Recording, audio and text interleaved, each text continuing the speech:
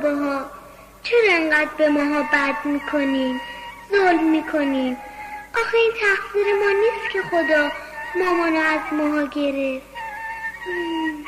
بابا چون میگه این خواست خداست. میدونم مامانمون رفته بهشت، جای آدمای خوب. آخه مامان خیلی خوب و مهربون بودش. حالا ما جای مامان خیلی شما رو دوست داریم. دلمون میخواد توی دامنتون سر بذاریم، گریه کنیم، اما حیف.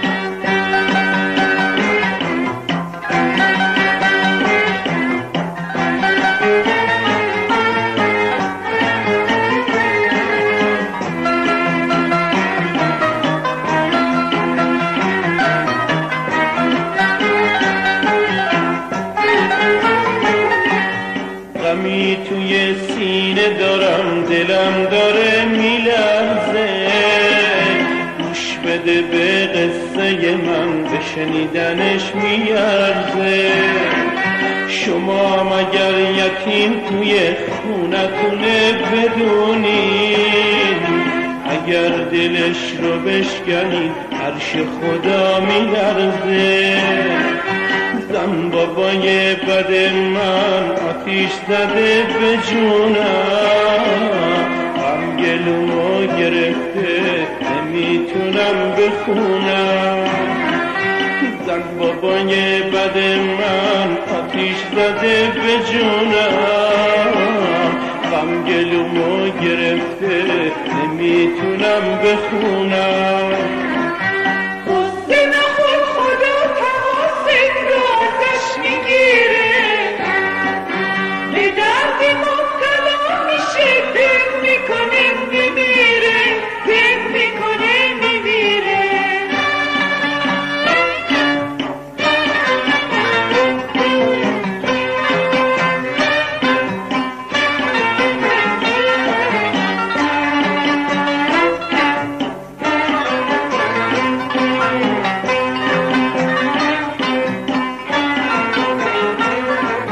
چند سال پیش مادر مهربونم مونس من همدم و همزبونم، رفت به دیار رفتگان خاموش، با این کارش آتیش زد و به جونم. رفت مادرم خونه رو تنها گذاشت، خدا مگه خبر ز حالم نداشت. فرشته خوبی ها رفت از خونه، دیو پلیدی ها به جاش پا گذاشت. زن بابای بد من آتیش زده به جونم، غم گلومو گرفته نمیتونم بخونم. زن من آتیش زده به جونم غم گلومو گرفته نمیتونم بخونم قصه نخور خدا تقاصد رو ازش میگیره به درد مبتلا میشه دق میکنه میمیره دق میکنه میمیره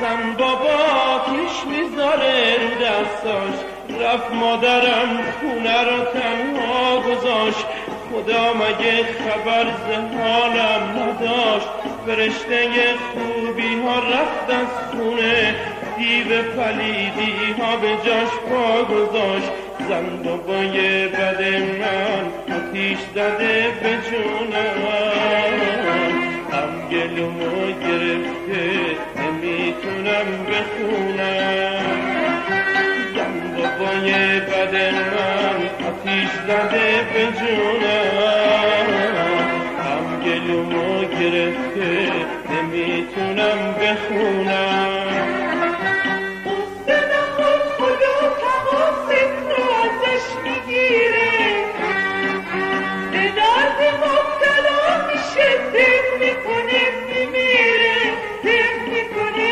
میمیره